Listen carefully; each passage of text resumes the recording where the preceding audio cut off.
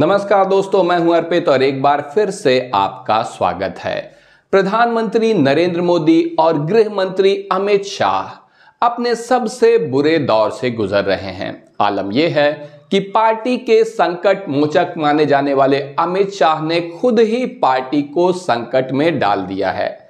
जब से उन्होंने संसद की कार्रवाई के दौरान अभद्र टिप्पणी की है, अपमानित किया है बाबा साहब भीमराव अंबेडकर को, तब से इनकी मुश्किलें बढ़ती ही जा रही हैं। अब तो जनता सड़कों पर उतर आई है और मांग कर रही है कि अमित शाह इस्तीफा दो। इसके पहले माफी मांगने की भी बात हो रही थी, लेकिन अब इस्तीफे से कम कुछ भी मंजूर नहीं है। आलम यह है कि मैं जिस छोटे से शहर में रहता हूं, यहां पर भी आज एक बहुत बड़ी रैली निकली जिसमें अमित शाह से इस्तीफे की मांग की जा रही थी।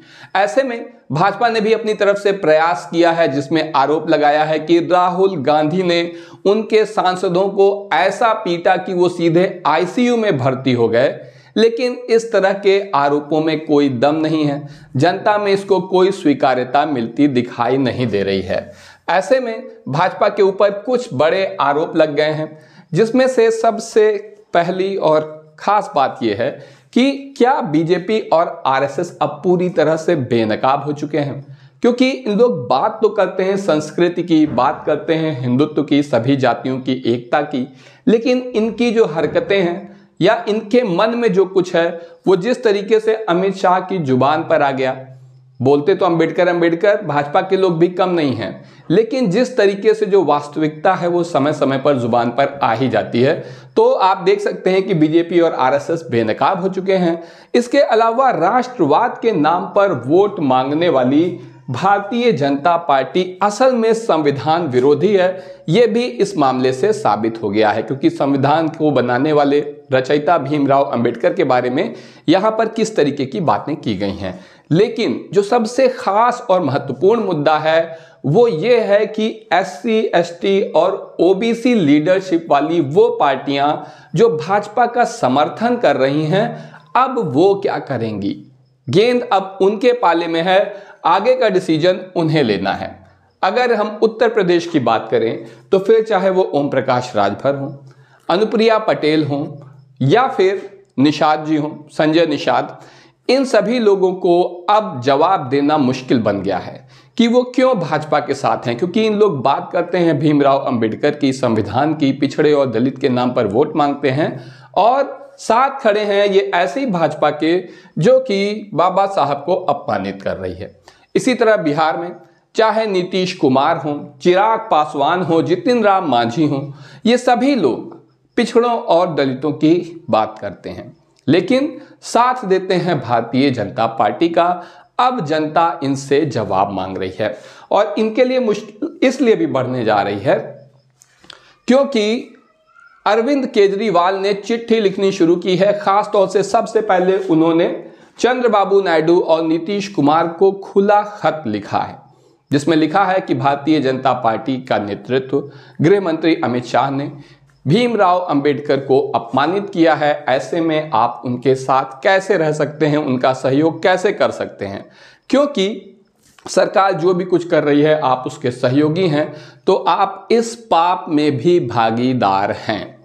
निश्चित रूप से इसका जवाब देना चंद्रबाबू नायडू के लिए भी मुश्किल है और नीतीश कुमार के लिए भी मुश्किल है। आपको बता दें कि आंध्र प्रदेश में जहां से चंद्रबाबू नायडू आते हैं, चुनाव लड़ते हैं, वहां पर लगभग 52% से भी कुछ अधिक वोट हैं एससी, एसटी और ओबीसी मतदाताओं के, जो कि भीमराव अंबेडकर और संविधान के नाम पर वोट देते हैं। इसी तरह बिहार में तो लगभग 83% vote SC, ST, OBC community के आते हैं। तो निश्चित रूप से इस बात को अनदेखा करना इन दोनों ही लोगों के लिए आसान नहीं होगा। भाजपा का समर्थन करते रहना आसान नहीं होगा। सबसे पहले अरविंद केजरीवाल ने खुला खत लिखा है चंद्रबाबू नायडू और नीतीश कुमार के लिए, लेकिन ऐसे ही खत अब कांग्रेस लिखने जा रही है और सभी भाजपा के सहयोगी नेताओं को लिखने जा रही है। लगातार जोर पड़ेगा इन सभी सहयोगियों के ऊपर।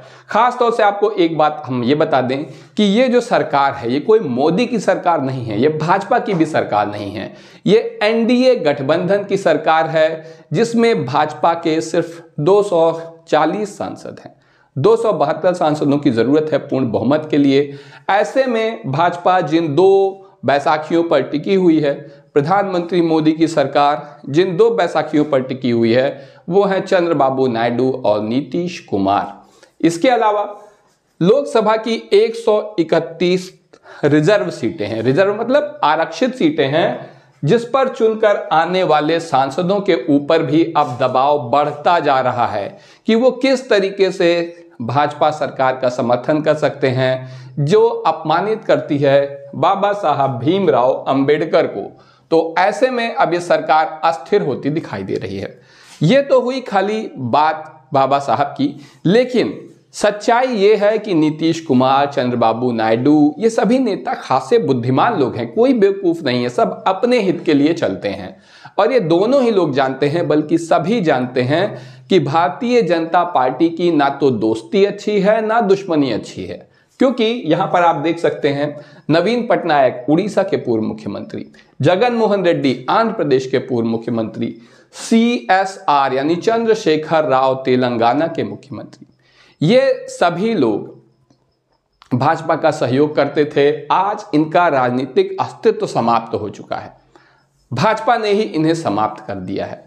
ऐसे में चंद्रबाबू नायडू भी और नीतीश कुमार भी ये भली भांति जानते हैं कि जितना जल्दी हो सके अपना पल्ला भारतीय जनता पार्टी से झाड़ लेने में ही भलाई है। इसके अलावा खाली इन्हीं लोगों की क्या बात करना। अभी वर्तमान में ही देखिए तो उद्धव ठाकरे भाजपा के सहयोगी हुआ करते थे। शिंदे जी को आप जानते हैं, अभी अभी इनके नेतृत्व में महाराष्ट्र का चुनाव जीता गया है, लेकिन क्योंकि बहुत ज़्यादा सीटें आ गईं इन्हें मुख्यमंत्री नहीं बनाया गया और इन्हें भी किनारे लगा दिया गया है। मजबूर हैं बेचारे, करें तो क्या करें, इनके पास सांसद भी अच्छी संख्या में हैं, लेकिन क्योंकि नीतीश कुमार और नायडू जब तक नहीं हटेंगे तब तक ये भी नहीं हट सकते। अगर ये दो लोग हट गए तो इन्हें भी देर नहीं लगेगी कि भाई मुख्यमंत्री मैं बनूंगा, नहीं तो संसद में मेरा समर्थन नहीं रहेगा। उत्तर प्रदेश में आप देख सकते हैं आज संजय निषाद जी और ओम प्रकाश राजभर जी के भाषण देते नहीं बनता, इनके मुंह से आवाज नहीं निकलती, जबकि कभी कितना गरज कर बोलते थे, संविधान की बात करते थे, वंचित तबकों की बात करते थे। अब बेचारे अगले विधानसभा में तो लगता है कि इन्हें एक सीट भी नहीं मिल पाएगी, इनका भी राजनीतिक अस्तित्व समाप्त होने के कगार में है।